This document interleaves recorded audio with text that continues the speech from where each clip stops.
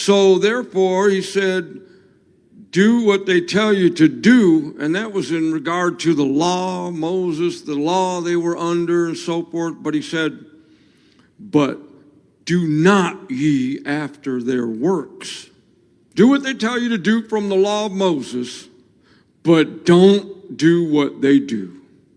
Don't live like these horrible examples of religious people. Oh, man. Wouldn't you like that to be your testimony? That everybody in the church says, don't be like that guy. You read my mind, Mike. That's precisely why I'm here with these clips, is to tell people to look at you and see how you are the letter of the law, and you squash and smash down the spirit of life and of liberty. Don't be like that guy. Don't be like Mike. It's not funny. It's not a funny thing.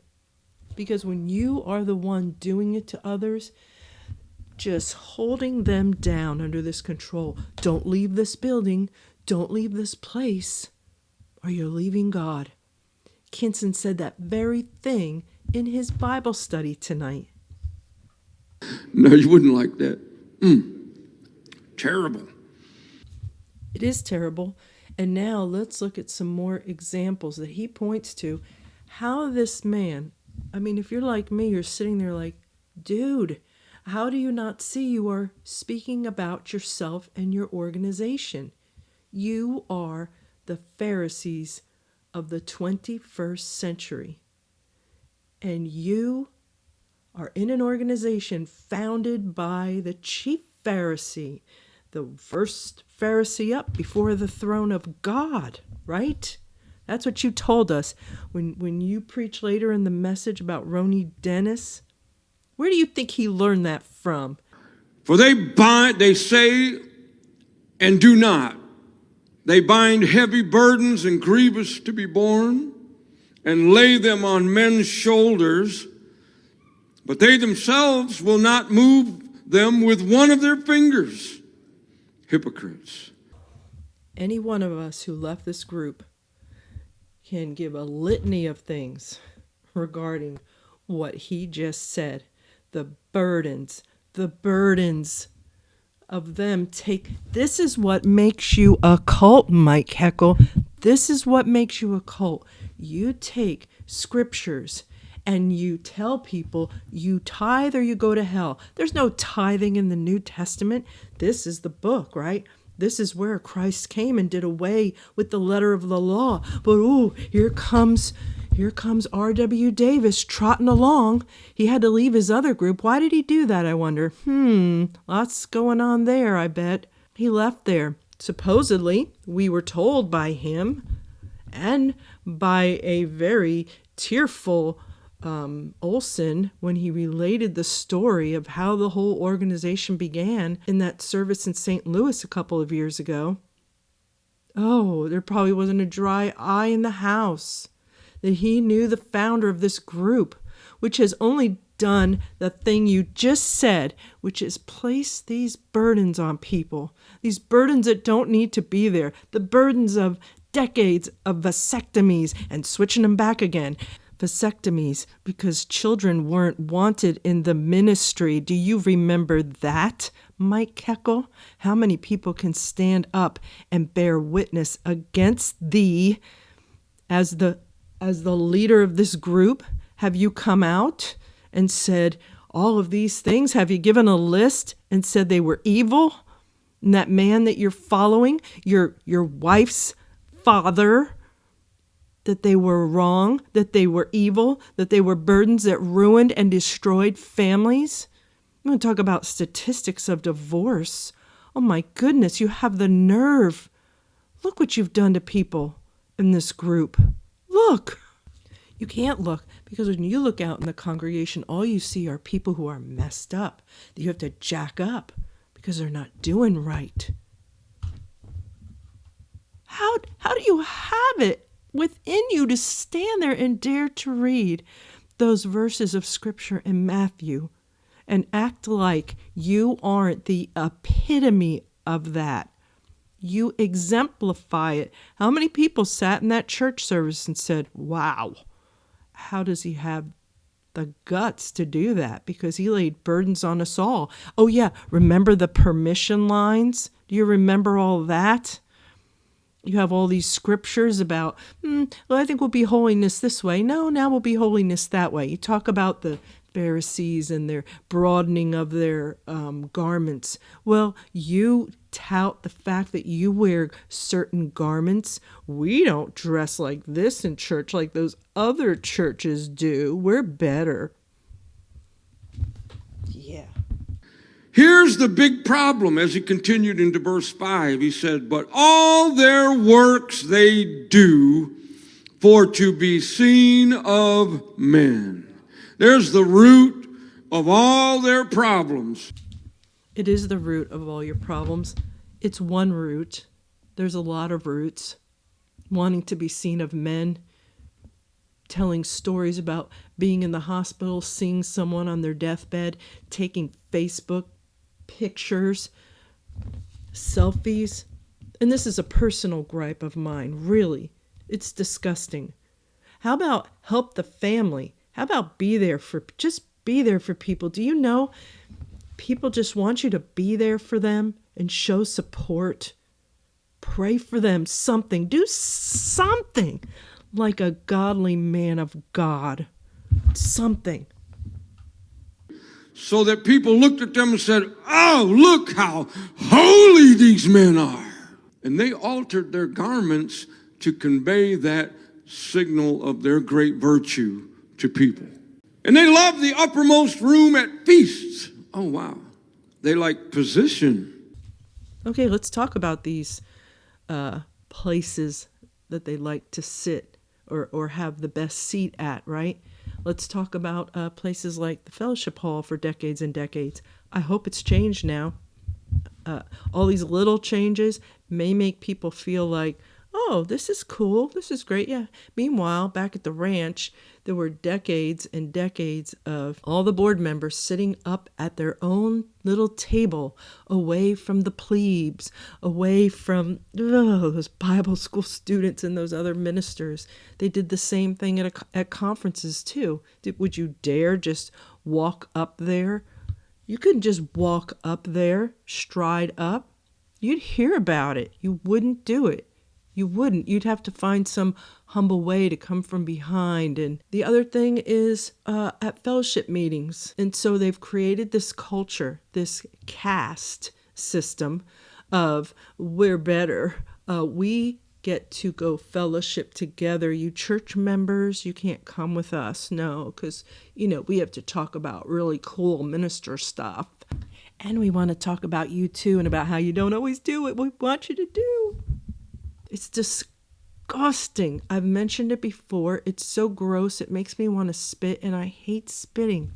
You sit there in the fellowship hall for years and years and just looking out at people. It is a manipulative, coercive tactic that Davis used. And countless, hundreds upon hundreds of stories. Probably more, but I'm going to go conservative, just like with the cost of the choir robes, of people who had to come in with their stomach in knots, sitting there because Davis told them, you better not sit by that person. You better not fellowship with that person.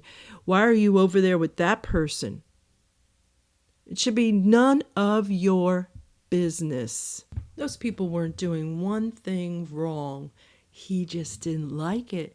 You have to please the man of God, the first man up before the throne of God, the apostle, one of the 4 and 20 elders from the book of Revelation. And no one made you the boss over me. There, it reminded me of that table in fellowship hall and at conference when I was in the Air Force.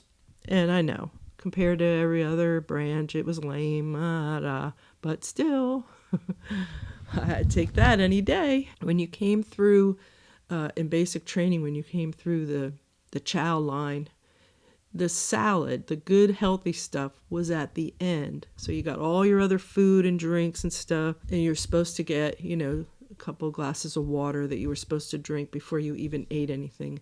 And no one wanted to get the salad because it was directly in front of the snake pit where all these drill instructors, or we didn't call them that, sat at their table watching all of us. So, first time that I felt brave enough to get a salad, or something raw, something healthy, a vegetable, a fruit. Everybody at the table looked at me with wide eyes like, how could you do that? It was like that. You were being watched.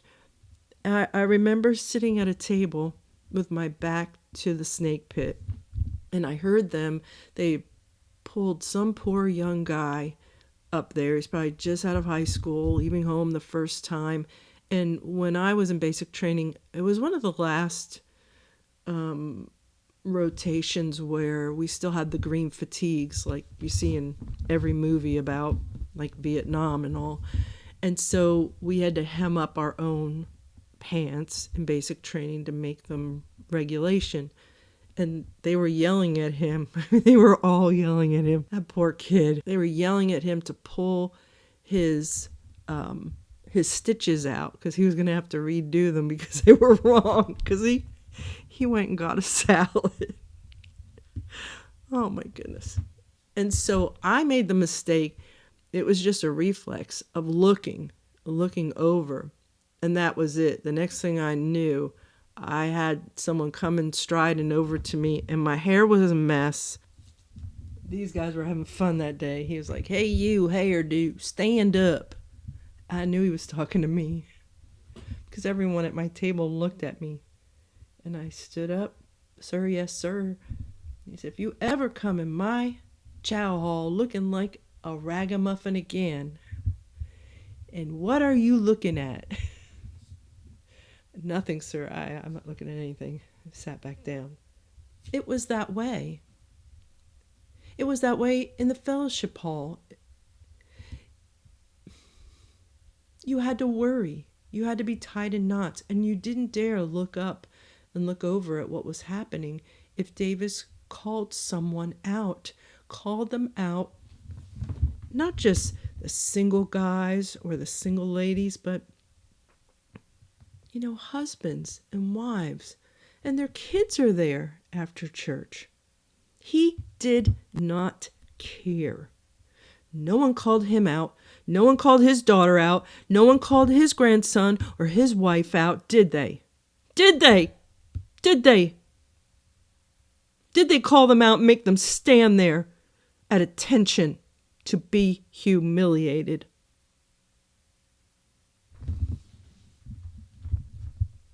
But you're in boot camp in Bible school, right? That's what we were told by all these people that had been in before us. It's hard. Bible school's hard. It's like a boot camp. No, it's an indoctrination camp. That's why it's annoying. It's annoying. It's not hard. It's annoying. It's annoying not to have enough sleep. It's annoying to keep typing these pages endlessly for no reason at all. And regarding the situation with the snake pit in basic training, and you survived it. There were no long-term consequences. Now it's just a funny story. It was to get us to comply. It is the same thing here. Stripping you down of everything normal. Making you sit in that fellowship hall with your kids, with your family, trying to be normal, trying to sit there and eat a little something and do it the right way. And the cheap seats in the synagogues. oh man, Mike, I'm so glad you brought that up because I've wondered that for years. Whenever I read the New Testament, it always spoke of those who are the least among you are the greatest. And there's all these titles and there's all these, I get the best seat. I get the best parking. And so let's look at some of these pictures of why is it you sit up there on the nice chair and look out over everyone? Why? Why does anybody have to sit up there? Why? And why do the chairs have to be so obviously better than just a pew? What's next? They like greetings in the markets and to be called of men, Rabbi, Rabbi. Only now it's Reverend, Reverend. Why don't you pull out your New Testament and show us where did Jesus point to titles? You call each other brother, right? Brother, sister. What gave you, because of church tradition? Is that what you're about as the last hope for the world? Is to do what everyone else is doing? It does seem that way. But why don't you cast off the titles? Why is it Reverend? I'm Reverend so-and-so. Because it makes everyone who follows you and who thinks that way think there's something special to have Rev before their name. And further on that note, we've all known people through the years who love to take advantage of being part of the clergy. They like the clergy parking, and they like the clergy benefits, sort of like military benefits, only for those in church, because there is this misconception. Fortunately, the young people are realizing they do not honor that just because you say it. Just because you say, I'm a man of God, I'm Reverend, you need to honor me. I've been in a long time. I've been doing this a long time. I've fought battles. So, you think no one else has? Why? You're not something special. You're not something high and lifted up. You're not someone to be admired just because you have a title. So yes, I think everyone should follow your message, in that they should not follow you. They should not follow what you do, because you're doing all these things. This is the letter of the law. This was the Old Testament. NTCC loves the Old Testament. They love splashing around in that pool. And then they use poor Paul and his words to, well, he's not poor Paul. They use the New Testament to try to bring relevancy to their pet doctrines. Go ahead, show me where it says reverend, that you should be reverend, that you should be any different than, how is that any different than rabbi? It's the same thing. And why don't you feel that conviction on yourself to even utter these words? Why didn't you just stop yourself and say, oh my, that's what we do. That's what we're doing, guys. We need to stop this. You can stop it. You have the power to stop it. You stop some things. You let people go to axe throwing and bowling and ball games and not lose their minister's license. If you have the power to do that, you're going to tell me you don't have the power to do these other things? God said that's okay, but I want you to keep making everyone call you Reverend, and I want you to sit in the best seats in the house all the time. Where does it say that? Show us. Show us. You have those big screens in there? Show us. That's that's like your modern phylactery, isn't it? I want to sit in the chief seat. I want people to call me master. Said, but be not ye called rabbi, for one is your master, even Christ, and all ye are brethren. It called no man your father upon the earth. What about the priests? No, they're not your father. Jesus said, one is your Father which is in heaven. Neither be ye called masters, for one is your master, even Christ. Whoa, hold on now. Buckle up your seatbelt. Click it or tick it. He that is the greatest among you shall be your servant. And whosoever shall exalt himself shall be abased. And yet, Mike should be the one buckling up, and so should these other men on the board. Anyone who has the power to make a decision. But you know what they did through the years to those who brought up all this stuff and said we're not comfortable with it? They didn't do anything. They still propped up all the men and women who were little mini dictators of their kingdoms and who loved the first place and who loved the special advantages of the ministry, such as, but not limited to, I grabbed a few pictures because hopefully this has changed too. In the one side of the church there in Graham, up at the top of the hill, does have handicap parking on the left, but on the right, and you'll see an aerial view and a view from just, I don't know where they took it, from the lower parking lot. The arrows point to anywhere someone has reserved parking. And you know where Davis parked when he was alive. It was that end spot. It was the first one. That was his. And then he lined up everyone in a row next to him, the KEKELs, the Johnsons, and so on, whoever's on the board at the time. So you've got all these people who you're asking to come to your church, this house of God, where supposedly in this little box is only where God is. And in this God's word, it says the greatest among you, it will be the least. So the least are out parking way down in the parking lot. If anything, Davis, KEKEL, Olson. Hey, I hear KEKEL comes how many times racing in at the last minute, right? Where are these people out there helping with umbrellas and things and helping people up the steps, especially when the weather's yucky, which is quite a bit of time out there, from what I recall? Why aren't you out there doing it? Why are you nice and dry and warm? It's so negligent. It's so in your face that we're special. We have special parking. We have special seating.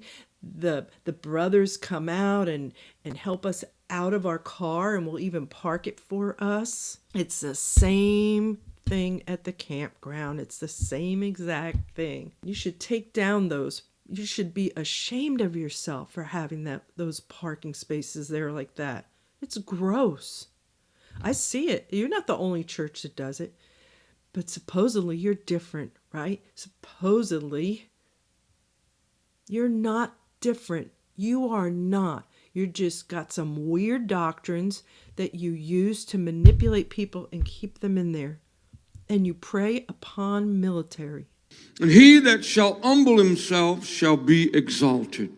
But then he turned to them and said, but woe unto you. That means misery, destruction, punishment be unto you, Pharisees and scribes, hypocrites. This is Jesus preaching a nice Sunday morning message. This is one of those places where Mike tries to correlate what he does to what Christ does in the New Testament. It's not the same. See, here's the difference, Mike. When you read the words and you read the activities of Jesus, it's backed up with a foundation of unconditional love. It's shrouded in that. And not just unconditional love, but servitude. Servitude. Washing feet, that's a servant. Ministering to people. Going and walking to them. Meeting them on the road. You're too busy watching football games and playing with a new guitar or a new toy that you have. You preach that one message about burning the ships and not having a plan B and getting on women who want to get a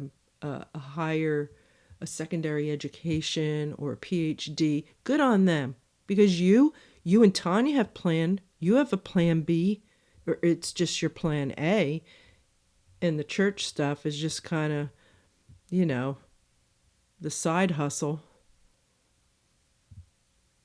You've got all the real estate stuff, and you've taught others how to do it too.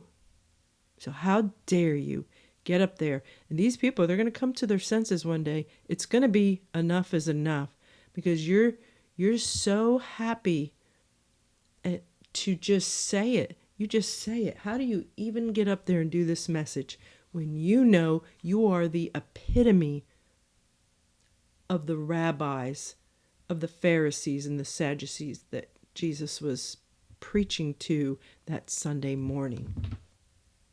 You're in a vacuum. You're in your own little world, and you are out of touch, man. You and Kinson have been up there in Graham for so long. Olson for so long. In Fausto, you're all a bunch of old fogies sitting there on the board who doesn't know what's happening. And you have to use corporate mumbo jumbo to try to conjure up some kind of deal to get them in. That's not how this works. Clearly. So for him to say things firmly, and at the time here, look who he's talking to. The very people who were going to do what to him. He's not talking to